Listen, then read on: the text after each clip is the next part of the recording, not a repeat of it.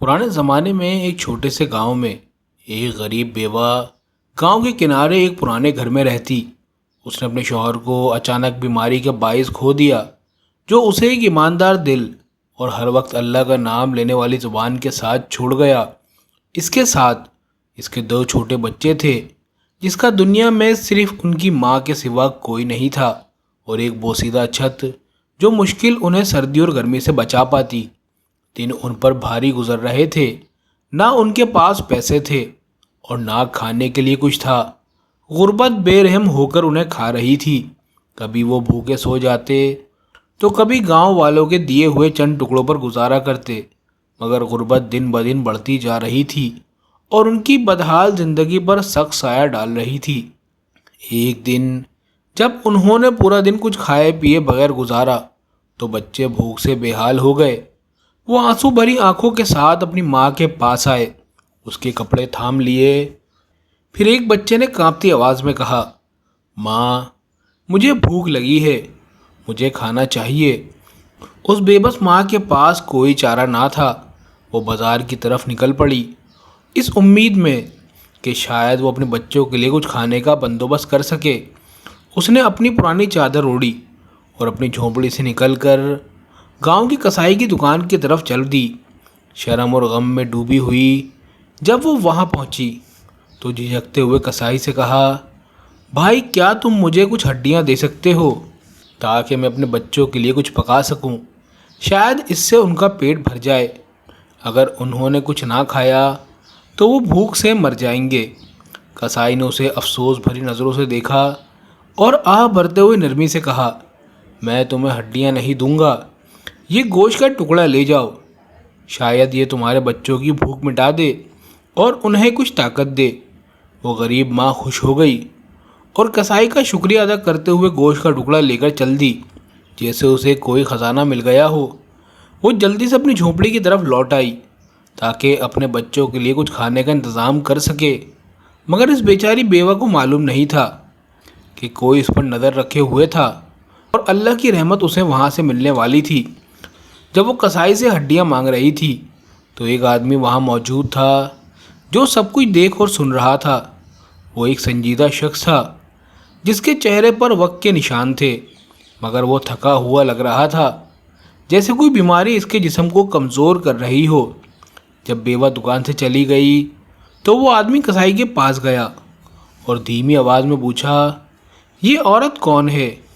کسائی نے افسوس بھری آواز میں کہا، یہ غریب بیوہ ہے جو گاؤں کے آخر میں اپنے دو بچوں کے ساتھ رہتی ہے۔ مہینوں سے اس نے اور اس کے بچوں نے گوشت کا ذائقہ نہیں چکھا۔ وہ کبھی کبھار یہاں آتی ہے اور کچھ ہڈیاں لے جاتی ہے تاکہ اپنے بچوں کے لیے کچھ پکا سکے اور ان کی بھوک مٹا سکے۔ اس آدمی نے کسائی کی طرف دیکھا اور غم نے اسے گھیر رکھا تھا۔ اس کا دل درد سے سکڑ گیا۔ اسے اپنے اندر کچھ ایسا محسوس ہوا جو اسے بتا رہا تھا کہ یہ بیوہ عورت اس کے راستے میں محض ایک اتفاق نہیں تھی۔ وہ کچھ لمحے سوچ میں ڈوبا رہا، پھر اس نے اپنے چوغے میں ہاتھ ڈالا اور ایک چھوٹا سا سکوں کا تھیلا نکالا۔ اس نے وہ تھیلا کسائی کے ہاتھ میں رکھ دیا اور کہا، آج سے یہ بیوہ اور اس کے بچے بھوک کا مزہ نہیں چکھیں گے۔ میں ان کی ذمہ داری لیتا ہوں اور تمہیں 1 سال تک کے لیے گوشت کے پیسے دوں گا، ہر ہفتے ان کا حصہ بھیج دینا۔ کسائی حیران ہو کر بولا، مگر یہ رقم بہت زیادہ ہے۔ اس آدمی نے مسکراتے ہوئے جواب دیا، اللہ رحم کرنے والا اور رزق دینے والا ہے اور میں محض ایک ذریعہ ہوں۔ پھر وہ وہاں سے چل پڑا اور سبزی والے کی طرف بڑھا۔ اس نے سبزی والے کو بھی کچھ پیسے دیے اور اس کے ساتھ بھی وہی معاملہ کیا جو کسائی کے ساتھ کیا تھا۔ اس نے کچھ سبزیاں اور پھل خریدے اور ایک بڑا گوشت کا ٹکڑا لے کر بیوہ کے گھر کی طرف چل دیا۔ جب وہ بیوہ کے گھر پہنچا اور اس کے بچوں نے دیکھا کہ وہ کیا کیا لایا ہے تو وہ حیران رہ گئے۔ اس آدمی نے بیوہ سے کہا، بہن، اللہ اپنے بندوں کو نہیں بھولتا، یہ تمہارا حصہ ہے اور ہر ہفتے تمہیں ایسا ہی ملے گا۔ اگر تمہیں کچھ اور چاہیے تو کسائی کو بتا دینا۔ وہ غریب عورت رونے لگی اور زمین پر سجدہ کرتے ہوئے بولی، ساری تعریف اور شکر اللہ کے لیے ہیں۔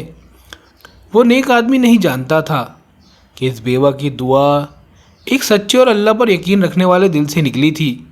اسے یہ بھی نہیں معلوم تھا کہ اس رات اس کی زندگی ہمیشہ کے لیے بدلنے والی ہے۔ ایک ٹوٹے ہوئے دل والی بیوہ کی دعاؤں کی وجہ سے دن گزرتے گئے اور بیوہ اور اس کے بچے اللہ کی رحمت سے خوشحال ہو گئے جو اس نیک آدمی کے ہاتھوں ان تک پہنچی تھی۔ اب ان کے دروازے پر بھوک نہیں تھی، ہر ہفتے ان کے لیے خوشحالی اور برکت لے کر آتی۔ آسمان کے دروازے مصیبت زدہ لوگوں اور یتیموں کی پکار سن چکے تھے، لیکن وہ بیوہ اللہ کے بعد اس شخص کا احسان نہیں بھولی جس نے اس کی مدد کی تھی۔ ہر سال وہ آسمان کی طرف ہاتھ اٹھاتے اور اس کے لیے دعا کرتی، ایک ایسی عورت کے دل سے نکلنے والی دعا جس نے غربت اور بھوک کا ذائقہ چکھا تھا اور جو جانتی تھی کہ اللہ کا کرم کیا ہوتا ہے۔ جب بھی وہ اللہ کے سامنے سجدہ کرتی تو دعا کرتی، اے میرے رب، اس آدمی نے ہمارے دل کو سکون دیا ہے، تو بھی اس کے دل کو سکون عطا فرما اور اسے اپنی رحمت اور صحت سے نواز، اے سب سے زیادہ رحم کرنے والے۔ اسے نہیں معلوم تھا کہ اس کی سچی دعائیں اللہ نے قبول کر لی ہیں۔ اسی وقت وہ نیک آدمی بالکل مختلف آزمائش سے گزر رہا تھا۔ وہ ایک سنگین بیماری میں مبتلا تھا جس نے اس کے جسم کو کمزور کر دیا تھا اور اسے علاج کی تمام امیدیں ختم نظر آ رہی تھیں۔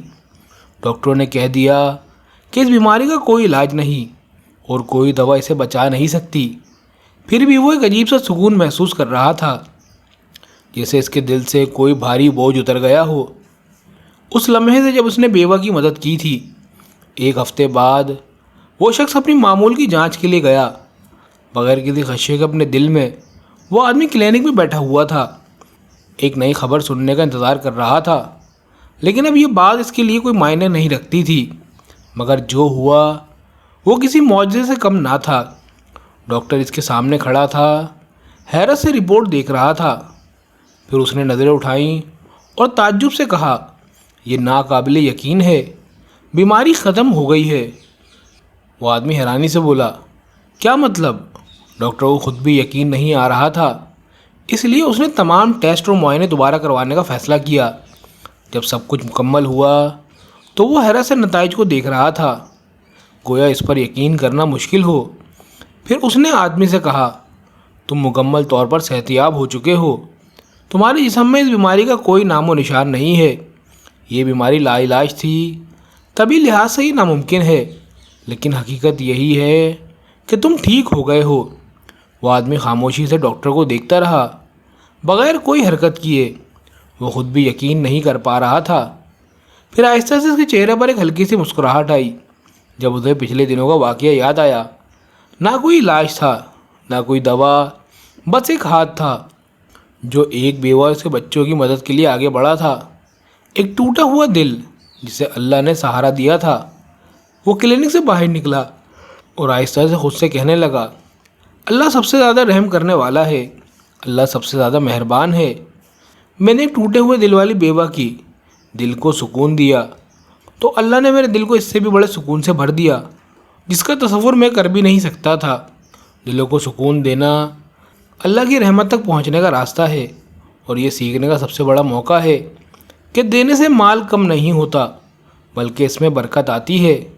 ضرورت مندوں اور مسکینوں کے دلوں کو سکون دینا اللہ کی ایسی رحمت کا سبب بن سکتا ہے جو ہمارے خیال سے بھی پرے ہو۔ یہ کہانی ہمیں سکھاتی ہے کہ نیکی کبھی رائیگاں نہیں جاتی، جو ہاتھ دوسروں کی مدد کے لیے آگے بڑھتا ہے اس پر برکت کئی گنا بڑھ کر واپس آتی ہے۔ یہ آدمی ایک لا علاج بیماری میں مبتلا تھا، لیکن جب اس نے غریب عورت کی مدد کی اور اس کے بچوں کو کھانا کھلایا تو اللہ نے اسے ایک ایسے علاج سے نوازا جسے اس کی امید بھی نہیں تھی۔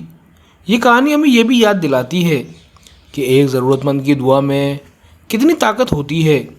جب دعا ایک ٹوٹے ہوئے دل سے نکلتی ہے تو وہ اللہ کی رحمت کے ساتھ ہی لوٹتی ہے۔ اس بیوہ کے پاس اس آدمی کو دینے کے لیے کچھ نہیں تھا، لیکن اس نے اپنے ہاتھ بلند کیے اور اللہ سے گریہ وزاری کی تو اللہ نے اسے ایسا انعام دیا جو اس کی سوچ سے بھی بالاتر تھا۔ آئیے ہم بھی دلوں کو سکون دینے میں اپنا حصہ ڈالیں، چاہے وہ ایک اچھا لفظ ہو، کسی ضرورت مند کی مدد ہو یا کسی بھوکے کو کھانا کھلانا ہو۔